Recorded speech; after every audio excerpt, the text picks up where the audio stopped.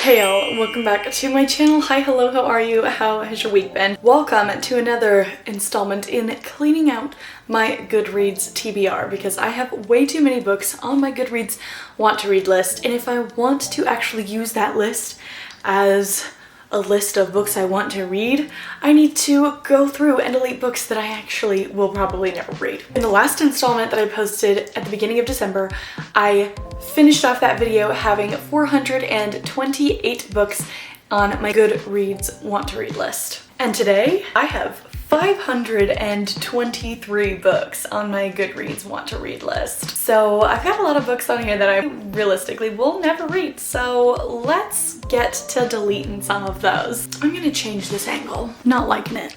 That's a bit better. The first book we have is Pieces of Me by Kate McLaughlin. Young adult mental health realistic fiction. When 18-year-old Dylan wakes up, she's in an apartment. She doesn't recognize the other people there, seem to know her, but she doesn't know them. A voice inside her head keeps saying that everything is okay, but Dylan can't help but freak out, especially when she borrows someone's phone to call home and realizes she's been missing for 3 days. Oh yeah, makes sense. Soon after, Dylan is diagnosed with dissociative identity disorder. It says it's YA, but isn't spicy. It's got a 4.3 stars. For some reason, even though a book is YA, you can't be too sure that the book is actually not going to be spicy. Okay, it doesn't look like it's spicy. The cover on this one is interesting. I'm gonna leave that. The Third Instinct is the second book in the Dan Clifford series by Kent Lester. So we're gonna go ahead and delete that because I always delete books if they're not the first book in a series. So deleting that one. The It Girl by Ruth Ware.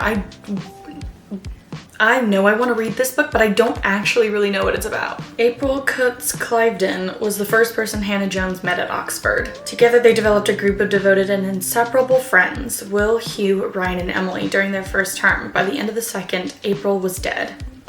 Now, a decade later, Hannah and Will are expecting their first child. The man convicted of killing April, former Oxford porter John Neville, has died in prison. Relieved to have finally put the past behind her, Hannah's world is rocked when a young journalist comes knocking and presents new evidence that Neville may have been innocent. As Hannah reconnects with old friends and delves deeper into the mystery of April's death, she realizes that the friends she thought she knew all have something to hide, including a murder. I'm not gonna lie. I thought this book was a science fiction novel. It's not, but it sounds cool. We'll read it. With My Little Eye by Jocelyn Jackson. The hair-raising story of a mother who moves herself and her daughter across the country to lose a dangerous stalker, only to discover it will take more than distance to escape him. For actress Maribel Mills, disturbing fan mail is part of the price of fame, so when she starts getting creepy letters written in fruit-scented marker, she is mostly unfazed and diligently files them along with her other messages from unhinged fans. Oh gosh. That sounds interesting.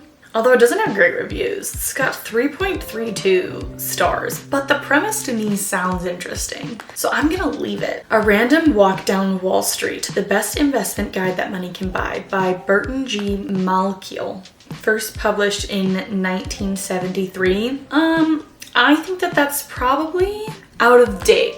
It's been 50 years. We're gonna delete that.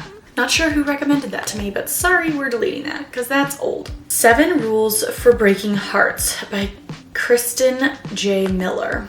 Margot Anderson is sworn off commitment. She runs a viral podcast featuring rules for hooking up without catching feelings. Delete. You talking about hooking up? No, I don't want to read spicy books. So I can see that a book is going to be spicy. We say delete. The Christmas Clash by Suzanne Park. Now, unfortunately, most holiday novels are spicy. I'm not sure why. Oh, this one says it's young adult, so maybe it's not. They can't stand each other. Their parents operate rival restaurants in the Riverwood Mall food court. It turns out the mall is about to be sold to a developer and demolished for condos. And soon, Chloe and Peter realize that the two of them need to join efforts to try to save the mall. Just when it seems like they can put aside their differences and work closely together, they discover that the Quan and Lee feud goes far deeper than any of them realize. Well, if I can see that it's not spicy, then we'll leave it. Let's see. I'm not seeing anything about it being spicy, and since it is YA, I have hopes that it's not spicy. So we're gonna leave it. Cold People by Tom Rob Smith. Dystopian. The world has fallen without warning. A mysterious and omnipotent force has claimed the planet for their own. There are no negotiations, no demands, no reasons given for their actions. All they have is a message. Humanity has 30 days to reach the one place on Earth where they will be allowed to exist. Antarctica. Cold People follows the perilous journeys of a handful of those who endure the frantic exodus to the most extreme environment on the planet. But their goal is not merely to survive the present, because as they cling to life on the ice, the remnants of their past swept away, they must also confront the urgent challenge. Can they change and evolve rapidly enough to ensure humanity's future? Can they build a new society in the sub-zero cold? That sounds intriguing. It's the 3.51 rating. That sounds interesting, and I love dystopian. If you don't know me, dystopian is my all-time favorite genre to read, and I feel like I haven't been reading enough of them recently. We're gonna leave that. The Island by Adrienne McKinty. It was just supposed to be a family vacation. A terrible accident changed everything. You don't know what you're capable of until they come for your family. When they discover remote Dutch island off limits to outside visitors, the family talks their way onto the ferry. If an island is not open, I don't think you should try to talk your way onto the island. Especially in the Australian outback. Australia is already terrifying with their dinner plate sized spiders. I would never try to talk myself onto an island that's not allowed. Because this is a thriller. We're gonna say no. We're gonna delete that. Sorry. Killer's Smile. The first book in the Stella Knox series by Mary Stone. Special Agent Stella Knox. You know, I really don't care for cop books or like FBI books. I really don't. So sorry. Delete.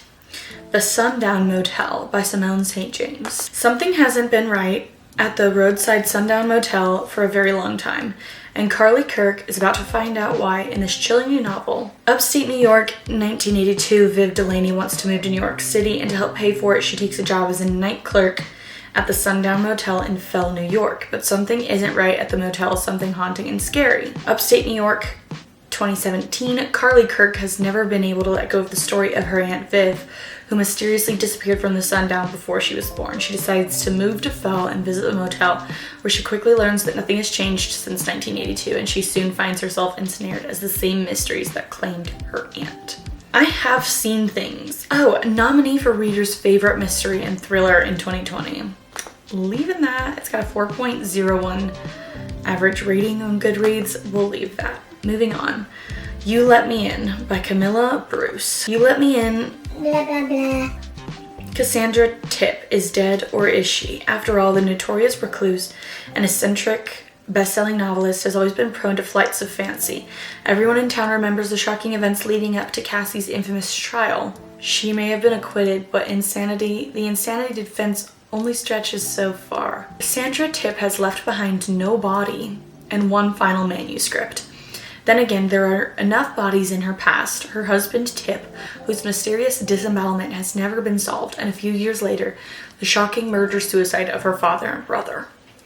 Now, one of the genres that it's tagged as is magical realism, and I'm not gonna lie, I don't enjoy books that combine magical realism with thriller mysteries. I have read a couple like that before, and I really didn't enjoy it. And now I'm going through the reviews and it's mentioning something about fairies. We're gonna delete that. You're trying to get me to read a book that's a thriller but also has fairies? Nah, dude. Nah, I'm not buying it. A Study in Charlotte, the first book in the Charlotte Holmes series by Brittany Paviero.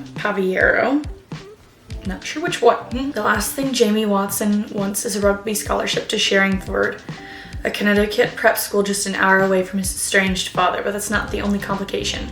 Sherringford is also home to Charlotte Holmes, the famous detective's great-great-great-granddaughter, who has inherited not only Sherlock's genius, but also his volatile temperament.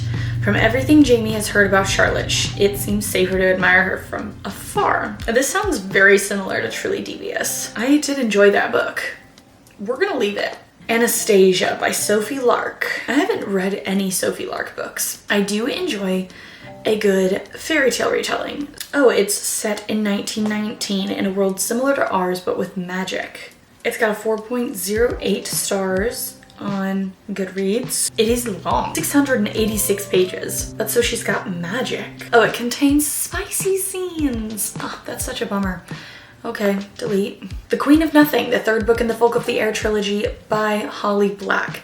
Leaving that because I own the book. Ninth House by Leigh Bardugo. The first book in the Alex Stern series. This is a paranormal urban fantasy. Alex Stern, Yale's freshman class. Why is his name Galaxy? That's weird. Raised in the Los Angeles hinterlands by a hippie mom. Alex dropped out of school early and into a world of shady drug dealer boyfriends, dead-end jobs, and much, much worse. By age 20, she's the sole survivor of a horrific, unsolved multiple homicide. Some might say she's thrown her life away, but at her hospital bed, Alex is offered a second chance to attend one of the world's most elite universities on a full ride. That sounds intriguing. Let's see, is it spicy? I'm not seeing anything saying it's spicy or steamy. And it's the winner for Reader's Favorite Fantasy on Goodreads 2019. We'll leave that. Little White Lies, the first book in the Debutante series by Jennifer Lynn Barnes. I love Jennifer Lynn Barnes. I loved the original Inheritance Game trilogy so much, and I really enjoyed the Naturals, the first book in the Natural series. And so I shelved this because I really wanted to read more of Jennifer Lynn Barnes' writing. 18-year-old auto mechanic Sawyer Taft did not expect her estranged grandmother to show up at her apartment door and offer a six-figure contract to participate in Debutante season. I'm leaving that. I love Jennifer Lynn Barnes. She's one of my favorite authors. Fortune Falls, the first book in the Fortune Falls series by Lou Vane. A Deadly Virus. Oh, dystopian. I love dystopian so much. Cannot express to you how much I enjoy dystopian books. A Deadly Virus, a group of students trapped in the mountains. Their survival depends on each other. 17-year-old Jess Maddox leaves home excited and hopeful, certain the leadership camp she's about to join will change her life forever. When a deadly virus outbreak makes the world too dangerous to return to, Jess and the other students are forced to flee to the mountains. As they learn to survive in the wilderness and live together as a community, Jess finds herself drawn to two of her friends. Torn by her feelings for both of them, she needs to make a choice, knowing it could damage the harmony of their group. So it's also a love triangle. I'm not sure about that, but it's got a really high rating on Goodreads. 4.16. It says for fans of the Hunger Games, and I love the Hunger Games. We're gonna leave it. It actually sounds pretty intriguing. 10 Rules for Faking It, the first book in the Jansen Brothers series by Sophie Sullivan. What happens when the love of your life becomes the talk of the town? Oh, her boss. No, I don't care. Delete. The Boys from Biloxi by John Grisham. The only reason I added this was because my mom gave me a copy of this book because we had it lying around the house. I don't really feel like I'll read that. John Grisham just doesn't seem like the type of author I'd particularly be interested in, so we're gonna go ahead and delete that book as well. Deleting The Boys from Biloxi. The 10,000 Doors of January by Alex E. Harrow. In a sprawling mansion with peculiar treasures, January Scalar is a curiosity herself. As the ward of the wealthy Mr. Locke, she feels a little different from the artifacts that decorate the halls, carefully maintained, largely ignored, and utterly out of place. Then she finds a strange book, a book that carries the scent of other worlds and tells a tale of secret doors, of love, adventure, and danger. Each page turn reveals impossible truths about the world, and January discovers a story increasingly intertwined with her own. It doesn't sound that interesting to me. Delete. Never Lie by Frida McFadden. I'm gonna leave that. I want to read more of Frida McFadden's work. The Unbecoming of Mara Dyer. I have this book on my physical TBR, so we're leaving that. Beautiful Disaster by Jamie McGuire. The new Abby Abernathy is a good girl. She doesn't drink or swear, and she has the appropriate number of cardigans in her wardrobe. Abby believes she has enough distance from the darkness of her past, but when she arrives at college with her best friend, her path to a new beginning is quickly challenged by Eastern University's one-night stand. No. Delete. Not a one-night stand. The cover really was giving mystery thriller. No. My Life Next Door by Huntley Fitzpatrick. Why are there real people on the cover? That's so cringy. Oh, it's because this book was published in 2012. One thing my mother never knew and would disapprove of most of all was that I watched the Garretts all the time. What? The Garretts are everything the Reeds are not. Loud, numerous, messy, affectionate, and every day from her balcony perch, 17-year-old Samantha Reed wishes she was one of them until one summer evening, Jace Garrett climbs her terrace and changes everything. Why is he climbing her terrace? I mean, it's YA. We'll leave it. We'll see about it. A Half-Baked Murder by Emily George. I think I'm gonna go ahead and delete this because it says it's the first book in the Cannabis Cafe Mysteries. She opens a cannabis bakery. Nah, dude. Delete. A Death in Denmark, the first book in the Gabriel Priest series by Amulia Malati. If this is it's a historical mystery thriller. Everyone in Denmark knew that Yusuf Ahmed, a Muslim refugee from Iraq, brutally murdered the right-wing politician Sani Melgard. So when part-time blues musician, frustrated home renovator, and full-time private investigator Gabriel Priest. Investigator? No. I don't care. I don't care. The Doll Maker by Morgan Shamey. Oh, it's a horror. I don't really like horror books. Oh, when Dawn, Hildebrand's best friend Rose, is kidnapped by the Doll Maker, a crazed serial killer who creates art from women's bodies. No, nah, I'm good. I'll delete that. We're gonna leave that somewhere else. The Meister of Decinan City by Brenna Rainey. No one cares that you cured cancer if you also cloned a horde of dinosaurs and let them rampage down the street. The amount of times you've used the word quasi in this summary is giving me the ick. 2 is too many. Yeah, the summary is definitely giving quirky vibes, not like other girls. I'm good. I've read enough books on Wattpad to have my fill of that subgenre for a lifetime. Nerd Crush by Alicia Emrich. So she has a crush on this boy and uses her cosplay account to start talking to her crush. And so they start falling for each other, but then she also starts up a friendship with him in her real life. So this kind of sounds a little bit like I don't know. That sounds cute. Leaving that. The White House by Sean M. Christopher. I bet I'm gonna delete this because I bet it's gonna be a political thriller and I'm gonna not care. Days before the election, the presidential election, a terrorist attack occurs at an Ivy League university. No, delete. No political thrillers. I really don't enjoy those. Blind Spots by Thomas Mullen. Crime, homicide detective. No. Actually, this sounds kind of interesting because it's also a kind of dystopian book. It says that something happened and everybody in the world went blind, and they created a technology that helped people see by like communicating directly with your brain to kind of see. But then a murder happens and the only witness insists the killer was blacked out of her vision. That sounds a little bit intriguing. Believe that. The Long Ago by Michael McGarrity. A Western? I don't know about that. No, I don't feel like it. You Never Know by Connie Briscoe. I'm feeling very ruthless today. Alexis Roberts is asleep when someone breaks into her home and tries to assault her. She's hearing impaired and could not find her cochlear implants in the darkness, which left her both unable to both see and hear the intruder. Flashback to a year earlier when Alexis meets the man of her dreams. Once they're married, Marcus grows distance and resembles little of the charming man who swept her off her feet. And then he disappears without a trace. Okay, so the husband did it.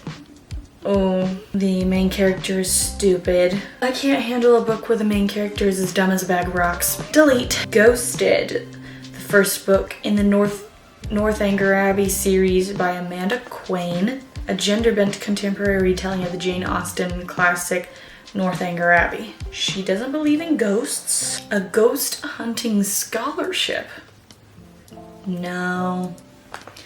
That's weird. Delete. Getting Even. 2 thrilling novels of suspense. So it's It's 2 novellas? Oh, it's old. Nah, 1986. Delete. Tell Me an Ending by Joe Harkin. What is this? Black Mirror meets Severance in this thrilling speculative novel about a tech company that deletes memories. No, I don't care. Rescue Me. The first book in the Forget the Past series by Lauren Connolly. This cover. Wow. Wow. In 2020? You were doing this in 2020? I think I'm just gonna have to pass on the cover alone. The first review I'm looking at says 3.75 stars, but WTF is this cover? This cover is horrible. It's like one of the worst covers I've ever seen in my entire life. I'm assuming this is spicy. Spice, yes. Get it off the list. That cover is awful. One of the worst covers I've ever seen in my entire life. The Legend of Sleepy Hollow by Washington Irving. Wow, the book's that old? I thought for sure it was published in the 21st century. But no, it was first published January 1st, 1820. Probably not really January 1st. They probably just don't know when it was first published. But that, I'm leaving that. The Face on the Milk Carton by Caroline B. Cooney. The face on the milk carton looks like an ordinary little girl. Hair in tight pigtails, a dress with a narrow white collar. Oh my gosh, is she the girl on the... Yeah. She can't believe that her loving parents kidnapped her. No, don't feel like it. Chaos, Charles Manson, the CIA, and the Secret History of the 60s by Tom O'Neill. You know what? I bet I will never read this. I bet I will never read that. Delete. Beautiful Creatures, the first book in the Castor Chronicles by Cami Garcia. A young adult paranormal romance. In the small southern town of Gatlin, she has powers, a curse that has haunted her family for generations. But even within the overgrown gardens, murky swamps, and crumbling graveyards of the forgotten South, well, the first 3 reviews that I'm seeing are just about how bad this book is. So I think I'm gonna have to delete it. And the next book is The Sisterhood of the Traveling Pants by Anne Brashers. I'm leaving that because I own that book. Then next is Fallen by Lauren Kate. And I'm going to delete this because it talks about fallen angels. And that's just not something that I personally want to read about. I was actually looking at this book the other day and saw that it was about fallen angels. So I'm gonna go ahead and delete this book off of my shelf. Next, Helter Skelter, The True Story of the Manson Murders by Vincent Bugliosi. True crime? No, I'll never read that, let's be real. Next book, American Royals by Catherine McGee. I own that book. And Happily Ever After by Kira Cass. I own that book as well. So leaving both of those. Then we have The Shadows, which is the second book in the Invasion trilogy by W.J. Lundy. I did listen to the first book in the series.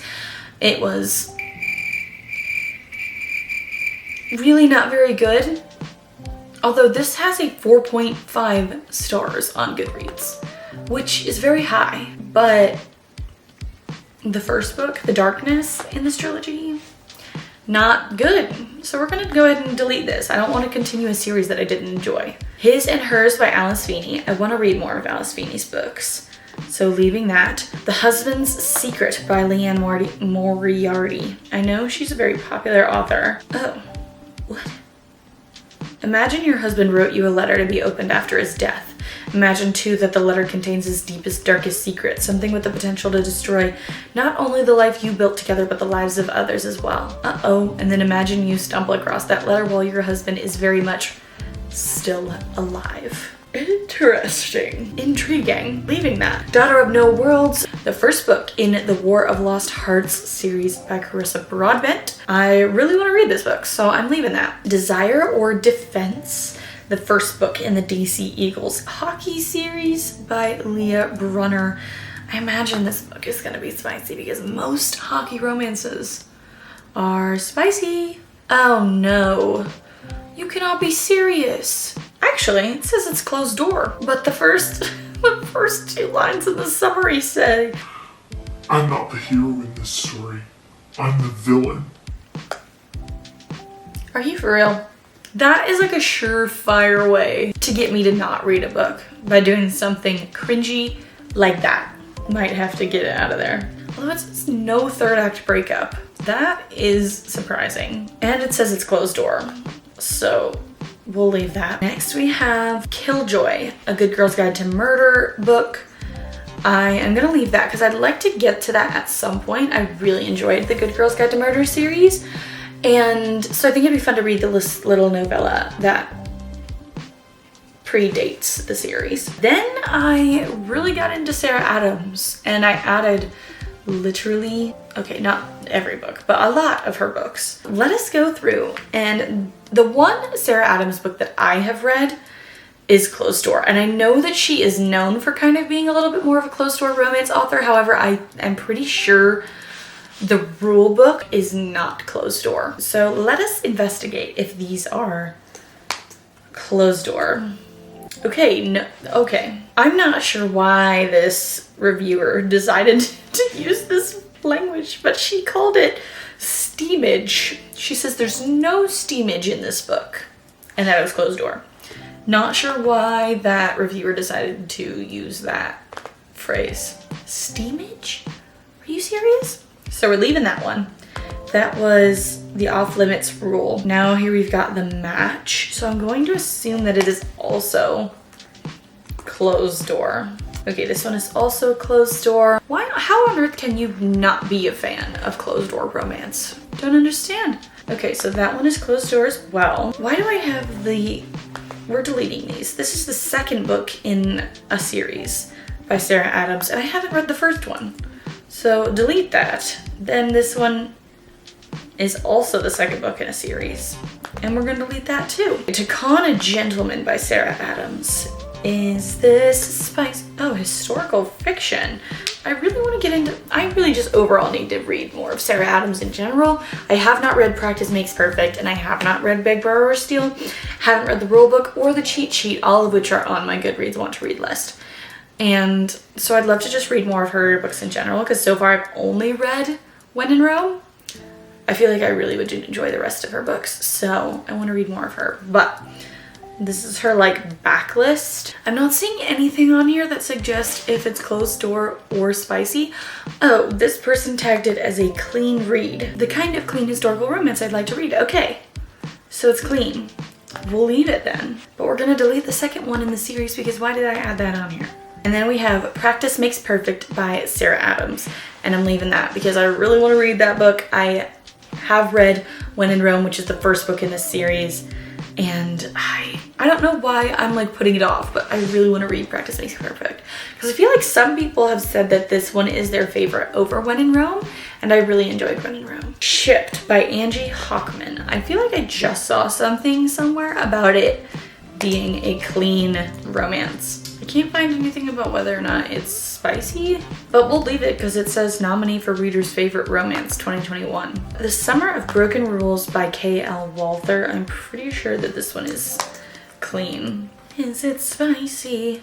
I think it's not. Just Haven't Met You Yet by Sophie Cousins. Laura's business to the Channel Islands isn't exactly off to a great start. She dumps her bag out in front of the most attractive man she's ever met. She grabbed the wrong suitcase from the airport. Oh, no, not again. Is this the same person? She called it steamage. Why? It says there's too much steamage for me. Okay, so we're gonna go ahead and delete that. We'll call this the last one we go through, Love and Gelato, the first book in the Love and Gelato series by Jenna Evans Welch. And then I'm gonna take a nap. She's spending the summer in Tuscany, but she's not in the mood for Italy's famous sunshine and fairy tale landscape.